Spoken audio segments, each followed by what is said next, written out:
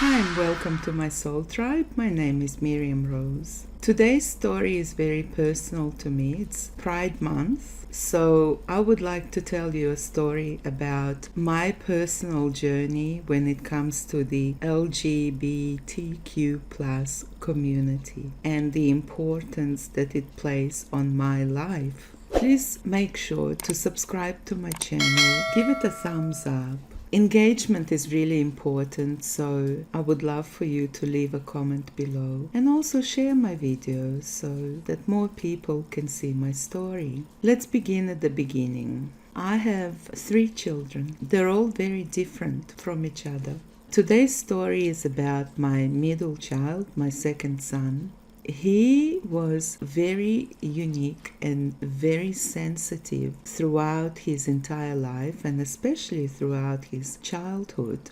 I found him to be so kind and so filled with soul and heart and just that unbelievable empathy that a little toddler, it was so unusual for a little toddler to have. So much love and so much kindness and so much empathy. Now, mind you, I have a diploma in preschool teaching, so in my early days, I taught a lot of children and I've worked with a lot of young children, and I found my son to be very different to the children that I have worked with for many years. Now, to give you an example, when people would come over, he would be so welcoming. He didn't act up. When I took him, I used to call him a little Buddha, because when I took him to preschool, he actually just stayed there. He didn't want to get messy in the sandpit. He just sat there waiting patiently,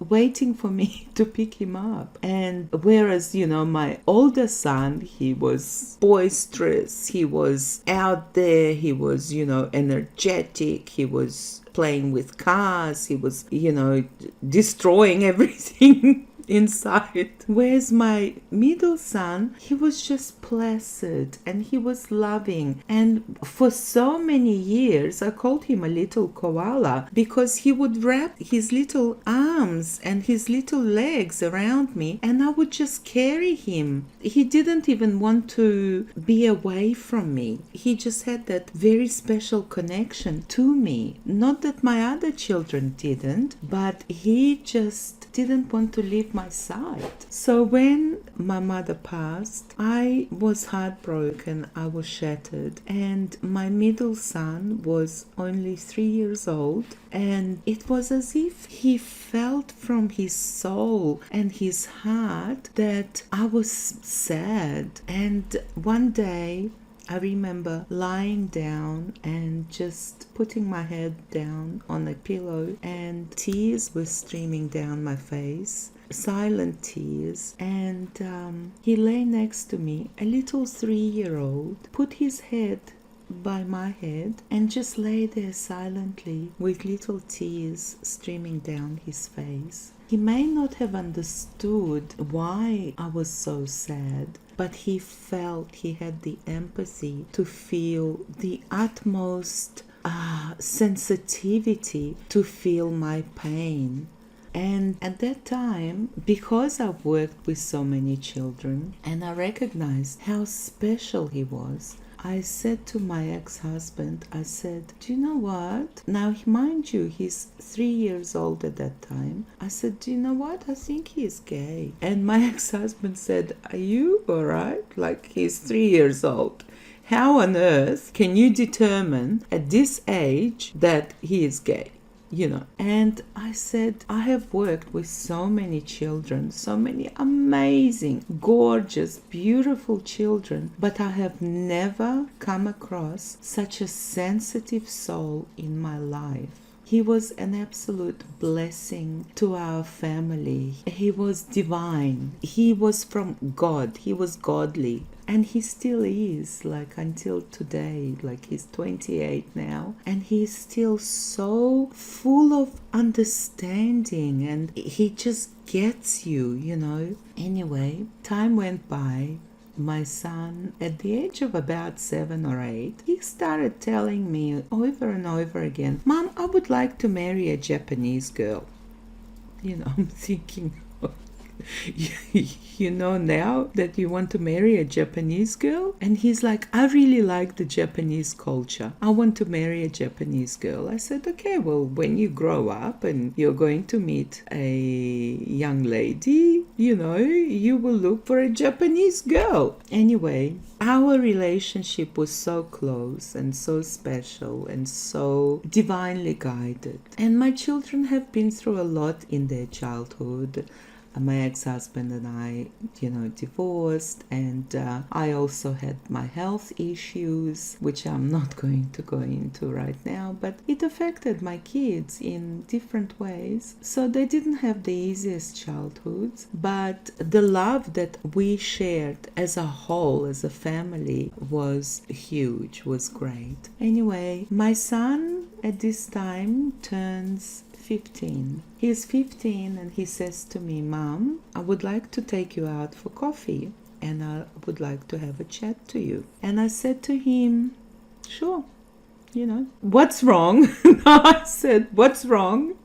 He said, "I don't want to discuss it now. I would like to take you for coffee and have a conversation." Fair enough. So we went for coffee and he just pulled out a cigarette and he just lit a cigarette. I said, "Are you smoking? Is that what you wanted to tell me?" He said, "No, Mom, relax." And I'm like, "What do you mean? You're 15. He said, "No." He said, "Mom, I just want to tell you that I'm gay." And I'm like, Okay.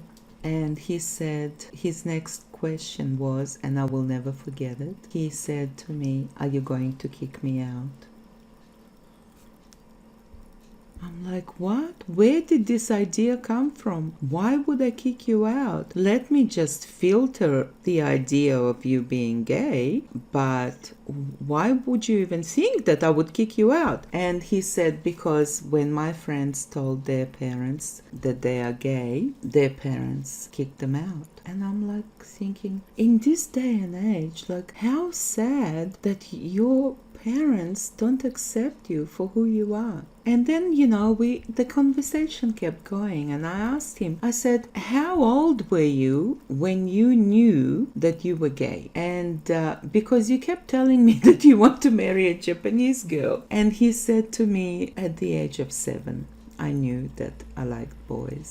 So anyone out there who is telling you that it's a choice, I'm here to tell you that it's not a choice. It is what it is. It's like he was born that way.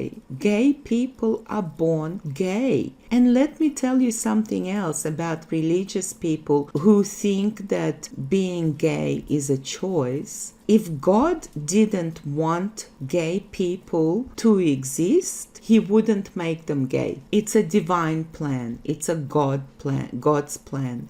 God created all kinds of people, all kinds of races, all kinds of sexual orientations. So acceptance and love is key. And we're all one. And as long as there is love, that's all that matters. Anyway, so then I went home and he asked me not to tell my other children that he told me. But I did ring my uncle and I said, "My uncle in America, I'm from Australia. Well, I wasn't born here, as you can hear, but I live in Australia." And I said to my uncle, who is very, manly and very macho and very, into women. And I said to him, "You know what? I just had a conversation with my son, middle son, and he told me he was gay." My uncle's response was, how do I say it without getting demonetized? Pay a woman for one night and get him with that woman. Once he feels a woman, he will never want a man. That's the level of comprehension. And my son, up to this day, he can't forgive my uncle for saying that. And I said to my son, "Well, would you like to try to be with a woman? are you sure? Like, would you like to maybe try and see maybe you might like to be with a woman? I don't know, because my uncle messed with my head. And my son said, if she didn't have boobs, I might want to. But boobs really turn me off. So there you go. And then, years later, I told my very dear close friend, I said that, she goes, he's such a darling, he's such a sweetheart, and everybody loves him. There is no one that I know who doesn't love him because of his incredible, pure heart. And she said, he's such a darling, he's such a sweetheart. And I said, yeah. And she goes, why isn't he with a girl? Like, he's not with a girlfriend. And I said, we're looking for a boyfriend. And she was devastated. Another, like, in my age range, so middle-aged, not too young, not too old, but old enough to know, to be more accepting. And she said to me, I'm devastated, I'm shocked, and I'm devastated. And she was in a state of shock that he was gay. And then she went away and she discussed it with one of her friends, and her friends made her understand. She said, what if it was your son? Would you love him any less? And she said, no. She said, well, it's the same for Miriam, She loves him unconditionally. She loves him as he is. And that is true. My love for him, my love for all my children is unconditional. And I can't be more proud of him. He is a little ray of sunshine. He is a golden child. He's so well-rounded. He's so intelligent. He's been in the theater since high school, since the age of 15. And when he was growing up and he already left school, he kept in touch with his drama teacher, who used to pass on gigs to him. And he does stage management, he does lighting, he does sound, he does acting, he does it all. He's done so many theatrical gigs, from beginning to end. And obviously I've attended all of them, and they were all magnificent and amazing. So he is a huge talent.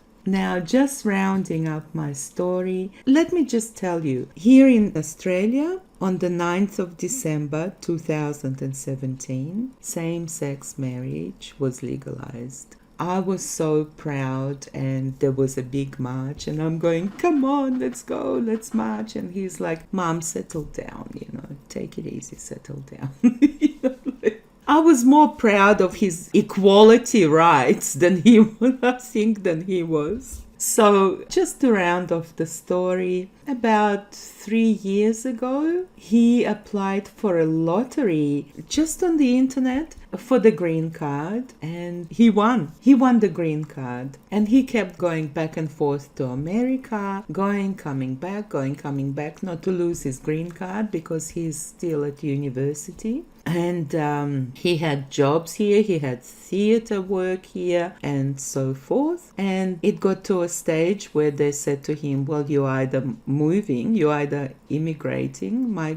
to America, or you're losing your green card. So when you're going to see this story, he will be already in America. He is leaving tomorrow. He's migrating. He's got a contract job in Wyoming,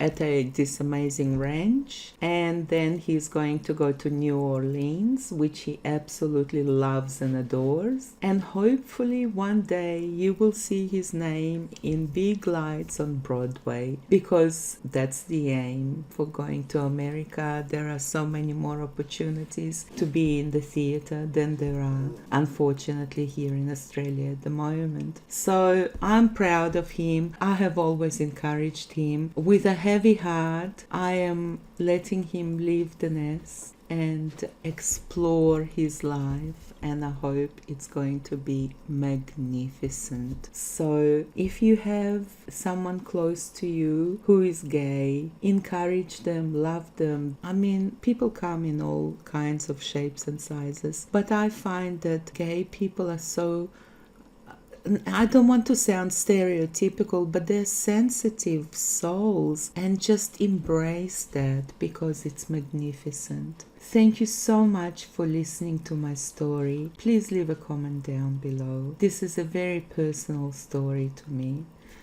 Cosmic kisses to everyone. Bye for now. Till next time.